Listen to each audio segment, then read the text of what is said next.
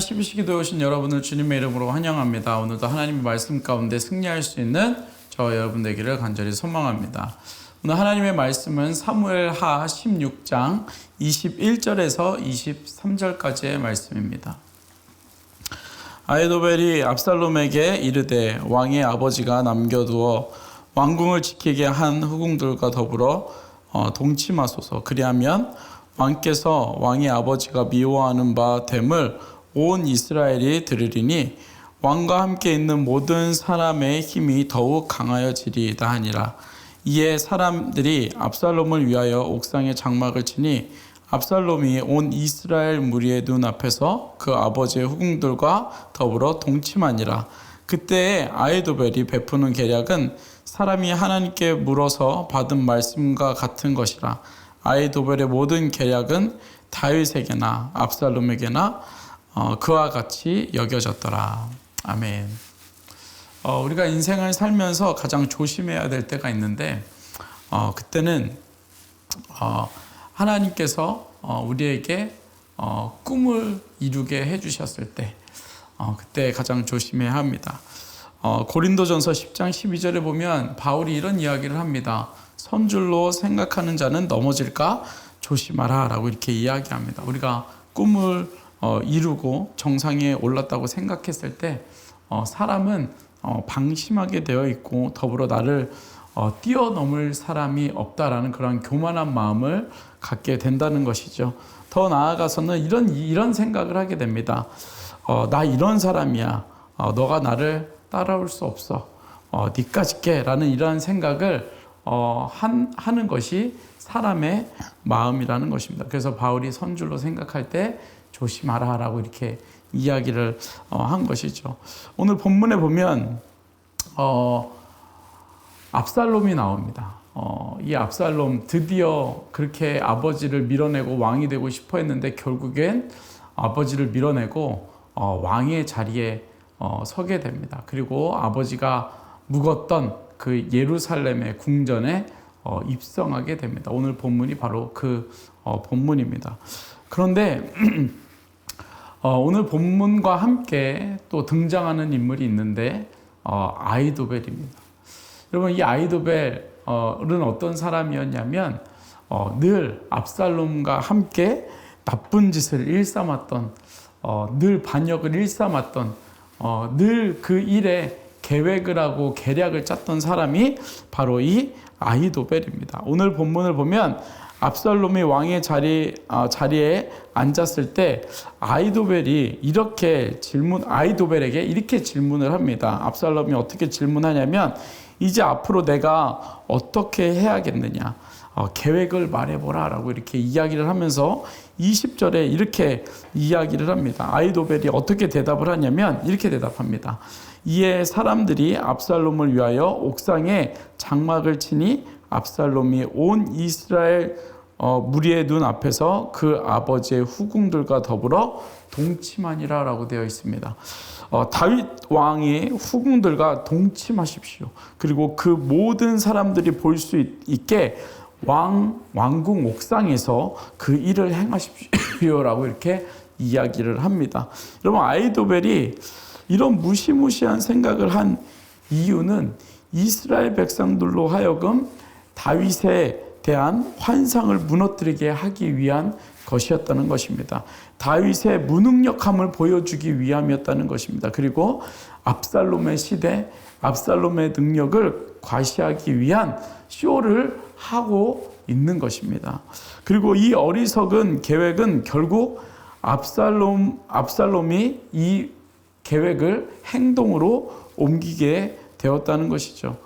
여러분, 맨 처음에 말씀드렸듯이 한 나라의 왕이 되어서 또 한 나라의 왕으로 시작하는 그 시점에 이 압살롬은 세상적이고 그리고 이방적이고 그리고 무지한 방법으로 왕의 자리에서 자신의 능력을 확고하게 하는 그러한 세상적인 방법 그리고 자극적인 방법을 사용하고 있는 것을 우리가 오늘 본문을 통해서 보고 있다는 것입니다.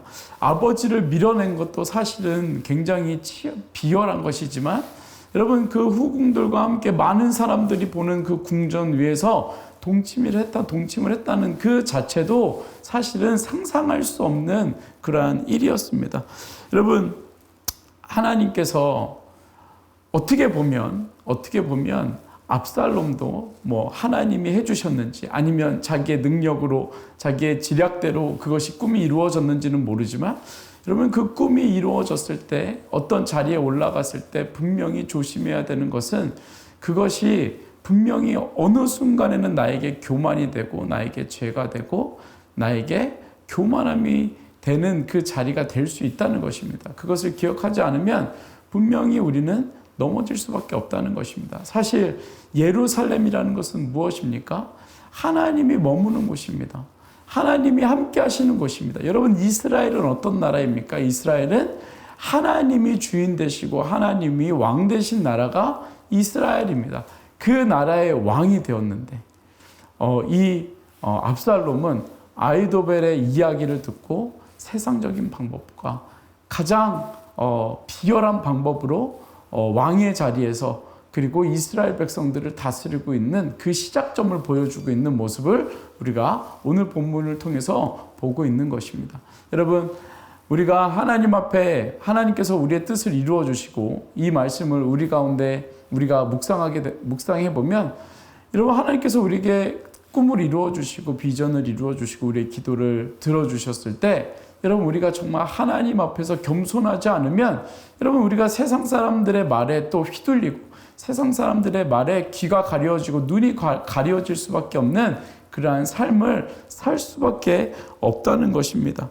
여러분, 사람들이 나를 치켜 세워주고 나를 칭찬해 주는 것, 여러분, 너무나도 좋은 것입니다. 그럴 때 겸손하지 않으면, 그때 나의 삶을 돌아보지 않으면 나도 어느 순간 내 귀를 닫고 내 눈을 닫고, 내가 높은 자리에 올라갔구나, 내가 칭찬받는구나 라고 즐거워하고 그것으로 교만해지고 결국에는 넘어지는 그러한 삶을 살아갈 수밖에 없다는 것입니다. 여러분, 그래서 우리가 늘 하나님 앞에서 우리의 삶을 돌아보고, 하나님께서 나의 기도의 제목을 들어주시고 응답하여 주셨을 때, 하나님께서 그것을 통해서 무엇을 하기 원하시는지 우리가 우리의 삶을 돌아보지 않으면 우린 늘 넘어질 수밖에 없는, 늘 죄로 빠질 수밖에 없는, 늘 거기서 헤어나올 수밖에 없는, 늘 교만한 삶으로 살아갈 수밖에 없는 그런 삶을 살아가게 된다는 것입니다. 이런 생각을 해봤습니다. 여러분, 압살롬이나 그리고 우리나 다윗이나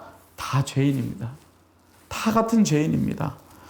더 큰 죄인, 작은 죄인이 아니라 그냥 다 죄인입니다. 그러나 죄인의 자리에서 하나님께 엎드리는 자를 하나님께서는 분명히 용서하여 주실 거라고 저는 생각합니다.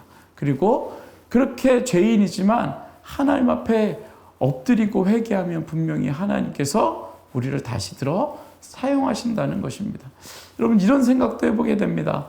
압살롬이 만약에 그 자리에서 하나님의 음성을 듣고 회개하였다면 어떻게 됐을까? 잘은 모르겠지만 하나님께서 선한 길로 인도해 주시지 않았을까라는 생각을 해보게 됩니다. 여러분, 압살롬도 죄인이고 다윗도 죄인이고 나도 죄인이고 여러분들도 죄인입니다.